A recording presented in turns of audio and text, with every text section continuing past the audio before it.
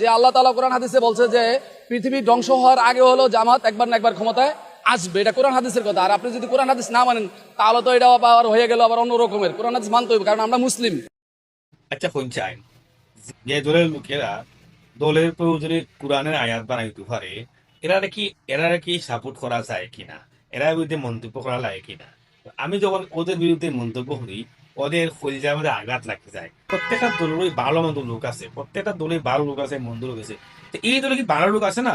এই ভালো লোকগুলা কেন তাদের সামসা বলতে অশ্লীল কার্যকলাপ দেখে না?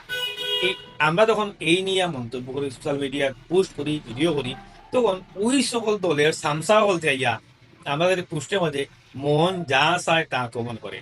আচ্ছা, এই ধরনের কোরআন হাদিস দলিল যখন একটা দলের পক্ষে সাপ্লাই দেয়, ডেলিভারি দেয়, নয়া নয়া বিধান ডেলিভারি দেয়, তখন কিন্তু আমরা নাম একটা থাকতাম পারিনি বলতেন আপনারা।